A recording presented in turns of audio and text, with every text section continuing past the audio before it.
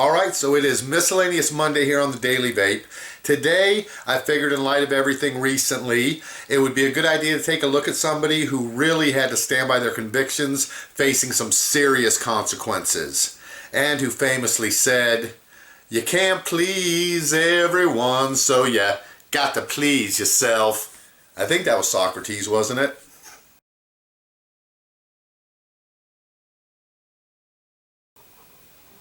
Alright, Daily Vapors, so today we are going to be talking about one of my favorite historical figures, and also probably the person that I've always felt like I identified with the most.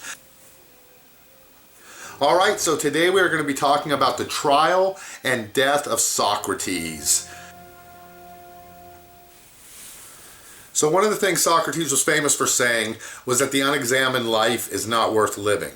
And as with most things in life, when you open people's eyes to realities or to truths they don't want to see, you very rarely get appreciated for it, at least not at the time. So I put Socrates up on that level, along with people like Christ, Gandhi, people who are willing to stand up for what they believe, stand against the crowd, stand against popular opinion, stand against basically whatever the punishment that society was willing to impose on them, and take it. So Socrates' reputation was one of challenging the social norms, values, and belief systems of the time. And over his years of being a philosopher, he of course had made a lot of enemies. So the state finally brings charges against him in 399. The two official crimes that he's charged with are corrupting the minds of the youth and impiety, for not believing in the gods and for creating a new one, which he basically said was the only one true God. He was a monotheist in a polytheistic world, so definitely someone ahead of his time. But he understood too many contradictions in the polytheistic nature of the gods that the average people worshipped at that time. So for him to have any belief in God, it was necessary for the consistency that there could only be one true God, and he even understood that. But that was heresy at that time. I mentioned before that religions almost everywhere in the world go through natural transformations, from beginning as polytheistic and then transforming and evolving into monotheistic religions. That also follows the evolution of village and tribal societies into much larger state level, top-down hierarchical structured society, which require a deity or a god to basically hand that power down to the pharaoh, to the king, whoever it. So basically Socrates got himself into trouble by speaking his mind too often, too freely, offending too many people, especially the powerful, the rich, the wealthy. Those were always the people who were held in high esteem, were generally the targets. Now, one of his greatest contributions to Western civilization is the Socratic method, where you basically challenge somebody's belief systems through a series of questions, undermining and finding contradictions within that belief until you finally bring the belief holder himself around to the conclusions that it makes no sense. And so the Socratic method is still a method of interrogation they use today, although I don't think Socrates would call it interrogation. He would call it a philosophical dialogue. But after you'd been on the receiving end of one of these, you probably weren't feeling too thrilled about him at that time. So you're basically going to have a jury trial in a democratic Athens at this time. You had the die cast, which is jury and judge all in one. They would render the verdict and the sentence. So the specific charges around the corrupting the mind of the youth had to do more with teaching of sophism and teaching them to challenge authority. There never was any type of sexual misconduct charges, contrary to a lot of popular opinion. And you got to realize Socrates was a 70-year-old man in the ancient world.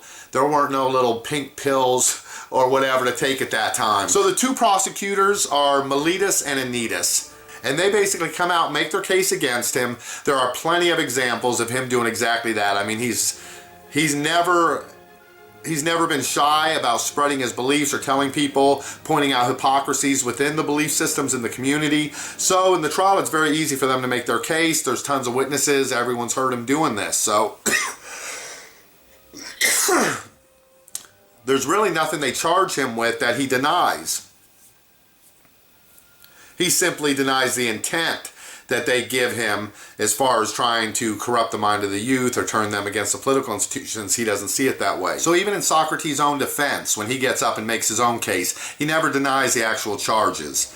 He simply says what he's done is a benefit to the city and compares himself to a gadfly, which would fly around horses and sting them, causing them to become alerted and startled, although not causing any real damage. So he felt like he challenged the views and the held conceptual realities of the time, not to undermine them, but to strengthen them, or to see where the contradictions laid, or the nonsense, or the hypocrisies, or the superstitions, like within the religion. So in the second part of the trial, they both argue for the punishment. So the state argues for death, which wasn't any kind of surprise. They knew at that point they would. Now everybody's expecting Socrates, when he comes up to make his case, to go with some lesser punishment, something even really meager, just to give the jury an alternative verdict to vote for. So they're like, look, just give them anything and they'll vote for that. So he refused to do that. Not only wouldn't he give them an alternative, he actually says his punishment should be a stipend from the state, basically a retirement for his service, for everything he's done. And he should get free meals at the place where the Olympic athletes get to eat. So anyways, that doesn't go over too well. So the jury votes for the death penalty. So in Crito, the third dialogue in the last days of Socrates, it's a story about when the disciples come to talk to him one night in prison and basically tell him that they bribed the guards, they have his escape, the ship is set, everything's ready to go so he can slip out of town, flee to another city. So in his normal Socratic fashion, he basically says to the disciples, look, we've always believed in talking things out and using the dialectic method to come to truth. So why don't we do that? I'll take your position that I should escape tonight, and we'll examine it and see whether that holds up to what we've really believed and all of our values and moral and ethical reasoning, or whether I should stay and face the punishment. So he basically argued that he had always lived under the laws and believed in them and used them when he needed to his advantage. When he'd had a horse stolen, he had sued in the courts and gotten reprimand. When his house had been burglarized, he could go to the authorities about that. So after an entire life of living under the laws of a city, using those laws to your benefit to protect you and to gain recourse when you've had somebody take advantage of you, what does it say now at this point in your life, the one time when the law is turned against you and doesn't come out with the verdict you wanted, now you're going to turn your back on the law? So after they go through a whole night of debate until about the sun's coming up, he finally gets everybody to agree with him that facing his death and going through with the execution is really the only solution. You actually have a famous painting from the 18th century that depicts the execution of Socrates as he's being handed the hemlock.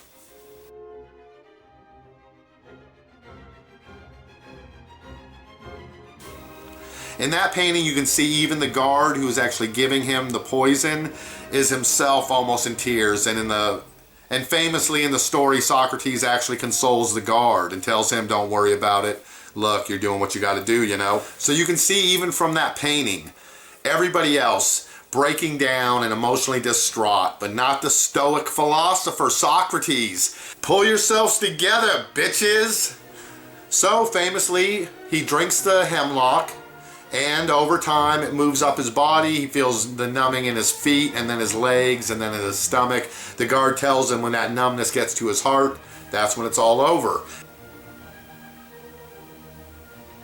So this is just another great example where somebody not only was willing to stand for what they believed against all of the odds, all of the consequences, whatever was coming, but was also willing to force the society's hand on the issue. He was going to force people to hear what he had to say. And I feel like Socrates is one of those examples where people are still hearing what the fuck he had to say 2,000 years after he said it. Now that's resonance. People have told me I can talk through walls, but he can talk through centuries and millennia. But certainly, as with Christ, without his death and execution, the words he spoke don't resonate for the centuries and millennia ahead. Tonight I've been vaping on the Inokin iTaste 134 Mini variable wattage e-cig mod with a pro tank with adjustable airflow base on it. I'll put links underneath the video where you can check out all the equipment.